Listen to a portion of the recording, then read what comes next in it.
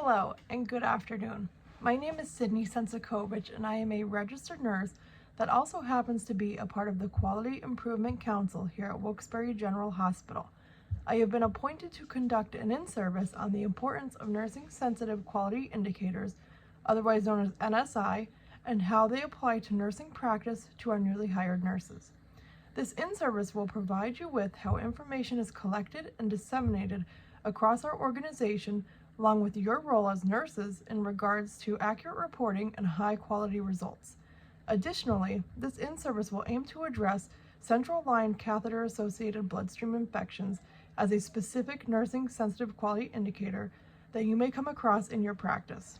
Furthermore, I will present key takeaways from an interview I participated in with the clinical nurse leader of our dialysis unit, who is largely responsible for quality monitoring and data collection of these infections that have the potential to be a prevalent issue in her unit with dialysis catheters.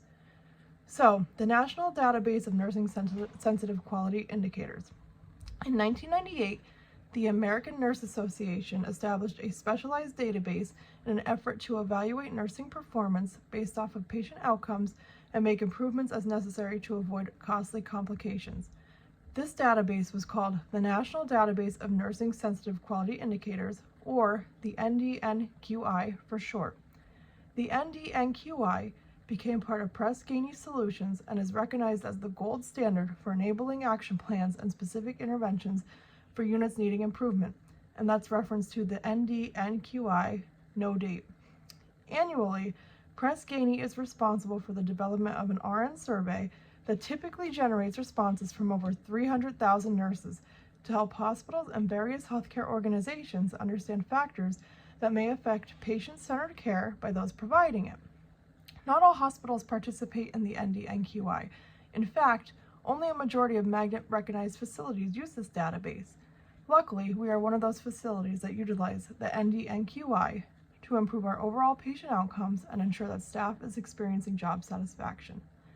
So now we'll talk about central line catheter-associated bloodstream infections. This in-service today will focus primarily on central line catheter-associated bloodstream infections. Per the Centers for Disease Control and Prevention, or the CDC, central line associated bloodstream infections, otherwise known as CLABSIs, are preventable and result in thousands of unnecessary deaths and billions of dollars of added costs to the U.S. healthcare system each year, and that's in reference to Centers for Disease Control and Prevention 2019. A CLABSI is a bloodstream infection that is diagnosed by the laboratory that is unrelated to an infection from another site and typically develops within 48 hours of central line placement, and that's in reference to Yazan, Hadidin, and Hariharan Raghunath 2019. This quality indicator is important to monitor because it contributes to prolonged hospital stays, increased healthcare costs, and patient morbidity and mortality. Although very serious, early recognition and diagnosis of a CLABSI can be successfully treated with specific interventions and antibiotics. These infections are preventable when the correct insertion technique is initiated and appropriate cleaning and care practices performed, and I'll reference S-2022. As nurses, we play an important role when it comes to CLABSI prevention and recognition. Nurses spend the most amount of time with patients providing care at the bedside. Therefore, it is important that newer, inexperienced nurses are able to decipher the clinical presentation of CLABSIs so that treatment can be initiated promptly. Symptoms may vary depending on the severity of the infection and the patient's medical background. Sometimes they may be masked if the patient is already immunocompromised or older age that may present as atypical, and that's in reference to Yazan, Hadidin, and Hariharan Raghunath 2019. If you think something is off, trust your gut. It never hurts to be too safe, especially in these instances where these events are highly preventable. So now we'll move on to the collecting and reporting of quality indicator data. In addition to the data presented to you during this in-service, I had the privilege to meet and interview our nurse clinical leader of dialysis, Christine. Christine is a registered nurse and has worked in dialysis for 14 years, taking on the role as nurse clinical leader for the past year. Central line associated bloodstream infections, CLABSIs, are responsible for unnecessary deaths among dialysis patients, marking them the second leading cause in this population of patients. They contribute to mortality rates ranging between 12 to 25% and estimating financial losses of $45,000 per event that occurs. And that's in reference to Weiss and Curici 2021. It is important that as a bedside nurse who may be taking care of dialysis patients, you learn to recognize the manifestation of CLABSIs given the associated risk with hemodialysis patients. You are part of an interdisciplinary team, and your team is dependent on your patient's diagnosis and comorbidities. If you have a dialysis patient, you will be working collaboratively with Christine and nephrology to ensure that the patients who receive dialysis remain infection-free throughout their hospital stay and upon discharge. After a CLABSI occurs, dissemination of this data can be shared with staff in several ways. The goal is to regularly review recorded data for these events and integrate quality improvements to prevent future occurrences. Christine holds monthly meetings with her interdisciplinary team and the quality committee to discuss CLABSI cases and the outcomes along with quality improvement strategies. In these meetings, they determine a root cause analysis and brainstorm to implement new approaches to guarantee patient safety remains uncompromised. Christine inputs her monthly data into a submission to the ND-NQI and is given a report in return that benchmarks our CLABSIs and outcomes benchmarked against other participating organizations.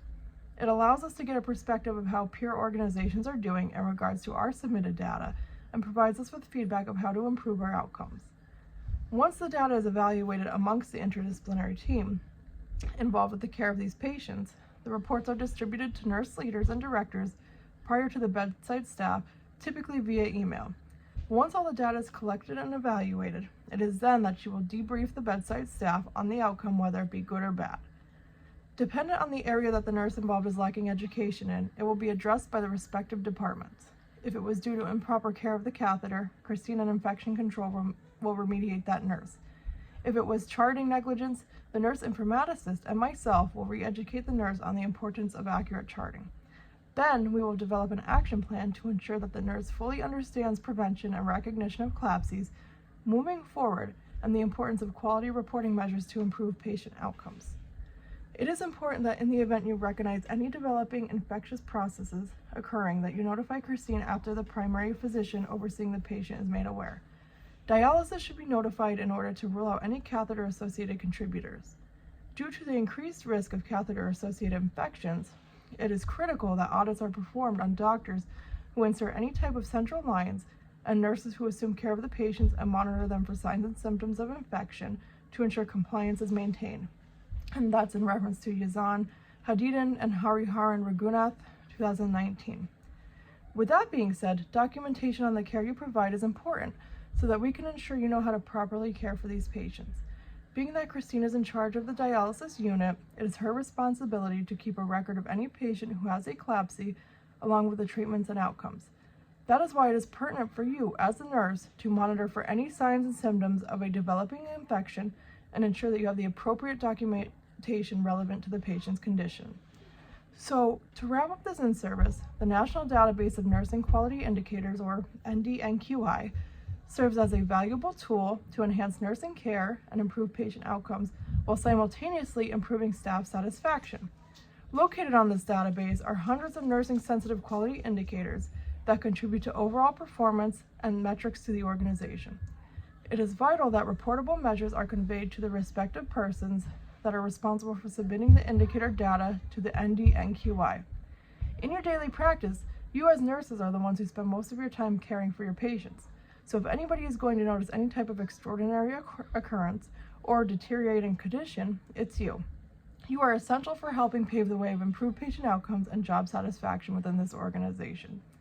I truly hope this in-service was worth your while and you can apply the principles of nursing-sensitive quality indicators to your everyday practice to improve patient outcomes and prevent central line catheter-associated bloodstream infections in the patients you care for.